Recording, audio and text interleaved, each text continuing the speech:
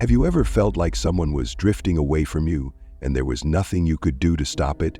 You text them and they respond coldly. You try to get closer and they pull away even more. This is not indifference. This is avoidance psychology, a natural response that causes them to withdraw from connection. And if you think the solution is to chase after them and prove your feelings, you're actually pushing them away even faster. So what is the only real way to prevent an avoidant person from withdrawing? Today I will share with you a proven psychological approach, and it's unlike any advice you've ever heard before. If you want to gain deeper insights into human psychology and learn how to build lasting relationships, hit the subscribe button now.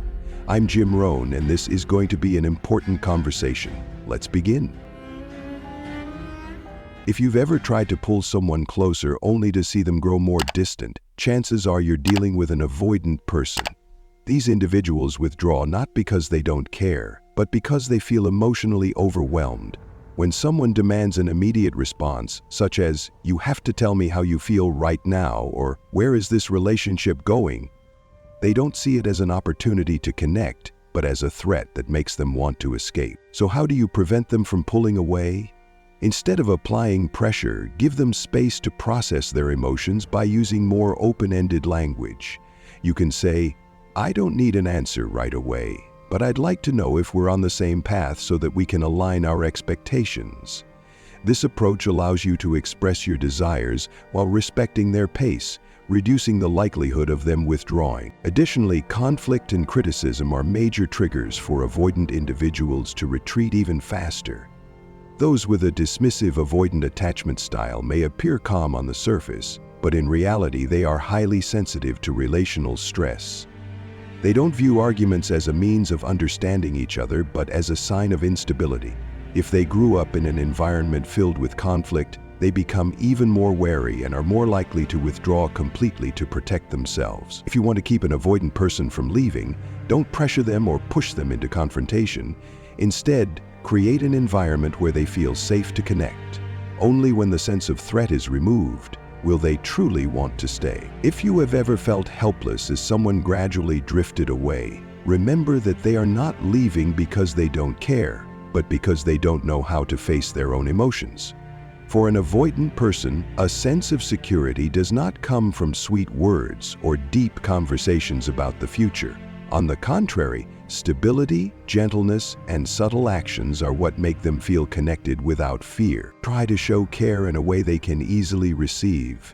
Dismissive avoidant individuals are not accustomed to expressing emotions, but they feel love through simple actions: a morning cup of coffee, a gentle message that doesn't demand an immediate response, or simply respecting their personal space when they need it. These small but sincere gestures hold far more power than grand declarations like, "You are everything to me," which can make them feel pressured and want to withdraw. However, recognition is just as important. Even though they may not express themselves well, they still want to know that their efforts are acknowledged. A simple statement like, "I see that you're trying to open up more, and I truly appreciate it," can help them feel safe without feeling pressured. Most importantly, do not judge. Many avoidant individuals carry the fear that they are flawed, that they are not good enough. They do not need someone to analyze them. They need a space where they are not forced to change immediately. The less pressure they feel, the more likely they are to open up. If you want to keep an avoidant person close, let them experience peace when they are with you.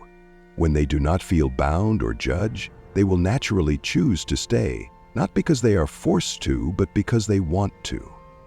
There are many strategies for maintaining a relationship with an avoidant person, but if you remember just one key takeaway, it is this: learn to communicate in a way they can receive. Before diving deeper into this, if you want to better understand how to heal relationships, whether you are an anxious person trying to connect with a dismissive avoidant partner, or you are the avoidant one trying to build intimacy, we have a free program available for a limited time. During Valentine's month, you can join a 14-day trial at the School of Personal Development, where courses help you understand different attachment styles, how they respond in relationships, and how to create lasting connections.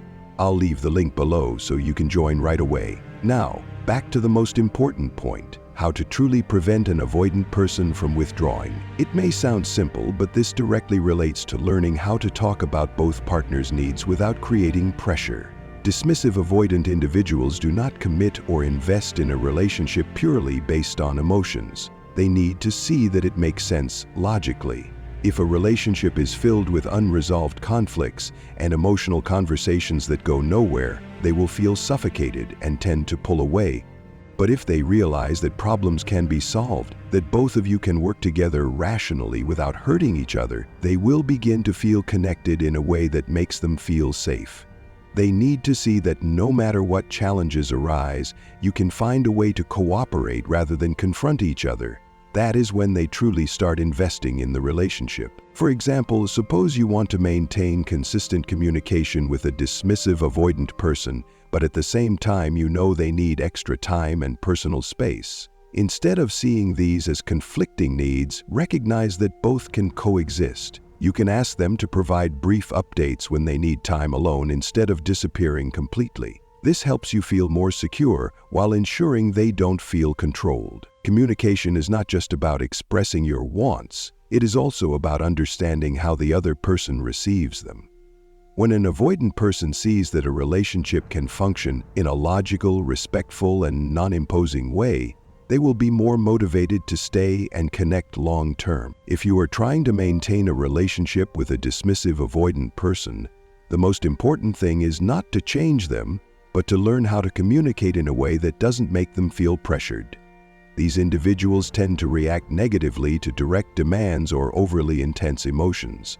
However, if you present issues in a way that respects their space while still expressing your needs, they are far more likely to be receptive. Instead of saying, "You're always so distant, I feel like I don't matter to you," try a softer approach. "I truly appreciate this relationship, and for me, regular communication is very important.